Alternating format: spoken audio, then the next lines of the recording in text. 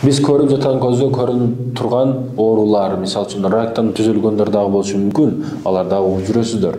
Бирок кээ бир оорулар булар алардын адам өзү түзөтпөсө, жан дүйнөсүнөн түзөлбөсө, аны ойготуш, оңдош, түзөтүш анын эч бир врачтын, медиктин колунан келбейт. Бул көр албастык оорусу. Бирөөлөргө карата көр албастык кылуу. Бирөөлөрдүн кошунасы 20-ге жетсе, жакшылыкка жетип, жакшы машина минип, жакшы үйдө иштеп калса, көр албастык кылып уктай албай калат төшөгүндө. Bir кырсыкка учурап калсачы, үйү күйүп кетсечи, машинасына бирөөнү уруп кетсечи, анда ох, рас болбоду деп жырга уктагандар бар. Көр албастык кылат кошунасына карата, досуна карата, сүйгөнүнө карата, айтор сүйүктүүсүнө карата. Көр албастык бул эң жаман оорулардын бири. Жан дүйнөнү тарартып, жүрөктү карартып, эң бир жаман адамды туу чокуска жеткизе турган бул көр албастык оорусу экен. Падышанын 2 вазири бар эле. 2 вазири оң колу жакшы, ал эми сол кол вазир кичине солго кеткен, жаман ойлуу пикирлүү вазир эле. Жакшы вазирдин айткан сөздөрү: жакшылык кылыш керек, жамандыктын жазасын Аллах берет, жамандыктын кыламын деген адамдын жамандыгы ал өзүнүн башына бале болот деген сөздөр эле. Күндөрдөн бир күн вазир, көр албаган вазири, жамандык каалаган вазири, сол кол вазири жакшы оң кол вазиринин өнүгүп өсүп кетип жатканына көр албастык кылат дагы тамак учурунда эң жакшы пияздардын, сарымсак деп коебузбу, же көк пияз деп коебузбу, пияз айтор. Пияз жегенде оозунан жыттанат го. Ошол жыт менен мешке дагы келбегиле дейт го. Ошол пияздан вазирге жакшылап мактап айтор, ошол пияздан өтө көптү жетирет экен. Ага чейин өзү падышага барып жолугат. Урматтуу падыша, ушул сиздин вазириңиз, оң кол вазириңиз сизге карата туура эмес сөздөрдү айтып жатат. Эмне сөз айтып жатат? Бул вазир сизди оозу сасыган, сасык падыша деп айтты.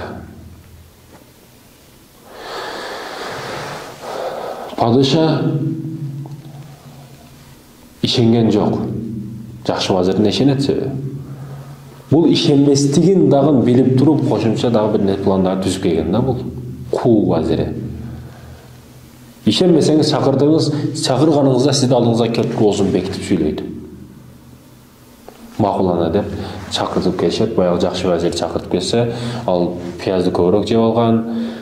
Падышага келгенден кийин падыша жакыныраак кел дейт. Жакыныраак келип жаткан учурда зыяным, жытым, сасык жытым падышага зыян берип койбосун деп оозун бекитет. Оозун бекитип жакындап барат. Падыша бул вазирдин айткан сөздөрү чын экен деп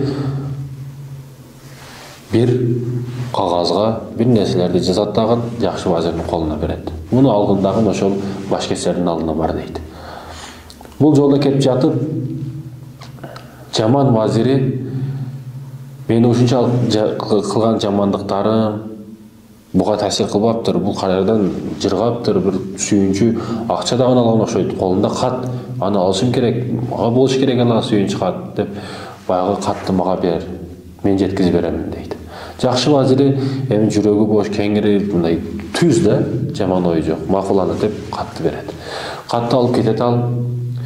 Жакшы вазири падышанын алдына кирип келет. Келсе, эмне болду, сен барбадың баягы жерге десе, жок, жолдо келип жатып ушундай деп айтор болгон окуянын бардыгын жаман вазири мажурлап пияз жетиргендигин айтор, бардык окуяны айтып берет. Ошондо сен туура айткан экенсиң, жамандык каалагандын жамандык өзүнүн башына бале болот экен деп падыша дагы ишеничи арткан экен да бул вазирине. Айтайын деген маселе, биз бүгүн көр албастык кылбашыбыз керек. Көр албастык кылып жамандыкты бирөөгө каалаганыбыз сайын ошончолук өзүбүздүн башыбызга көйгөй маселе, проблемалар келе берет. Чукурду бирөөгө казганда мындай жапыс казгын дейт, тайыз казгын дейт. Себеби өзүң түшүп калышың мүмкүн дейт. Бирөө менен достошсоң, катуу достошуп кетпеген бир күн душмандашып калышың мүмкүн дейт. Бирөө менен душмандашсаң, катуу душмандашпа, бир күн достошуп калышың мүмкүн дейт да. Чындыгында ушундай экен. Бирөөлөргө карата көр албастык кылбашыбыз керек. Бирөөлөргө карата жамандык кылбашыбыз керек.